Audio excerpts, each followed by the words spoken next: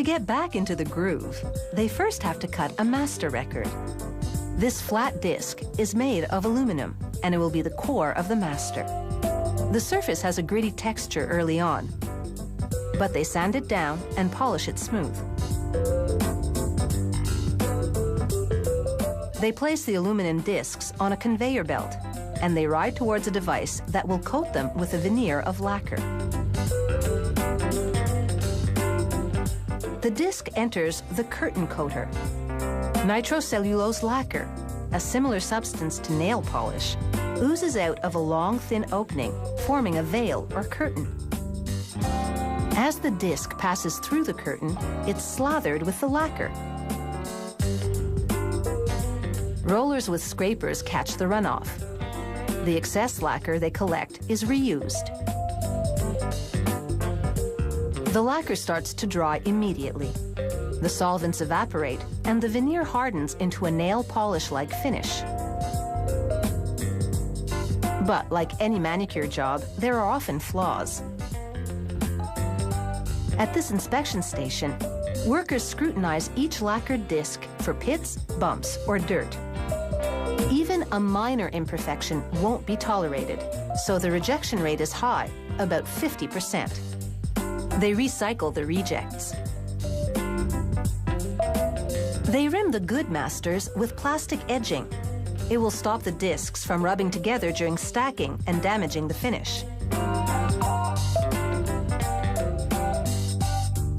Next, a worker holds the disc under a hydraulic puncher that cuts a hole in the center. Then, handling it carefully so he doesn't disturb the finish, he places it on a spindle.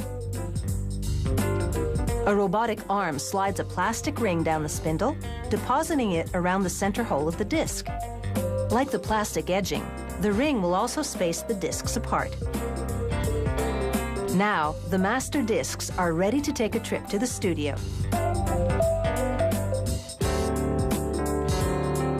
The lacquer disc is about to be cut. The engineer places it on the recording machine, called a lathe. He peels the protective ribbing away from the rim. He places a vacuum line at the center, which suctions to the underside of the disc and holds it in place. The engineer now moves the cutter and a microscope above the disc. He lowers the cutter onto the outer edge of the disc, and it does a test cut.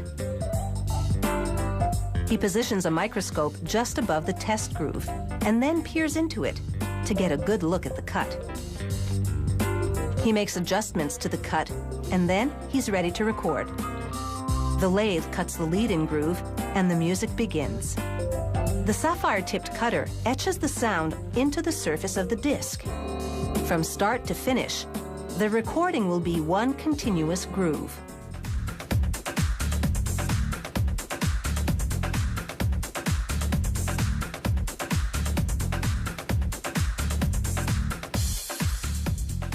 A computer monitors the cutting and adjusts the spacing between the grooves where needed.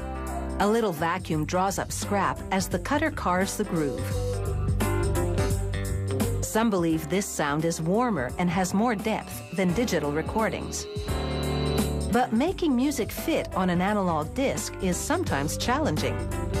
To reproduce bass, the cutter has to make big, wide grooves that take up a lot of space. And although the grooves can touch, they can't cut across one another.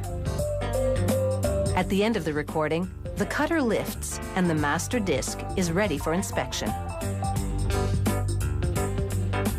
If it's acceptable, the engineer places a stabilizing platform on it and scribes a unique serial number into the lacquer. Soon, this master disc will be making an impression.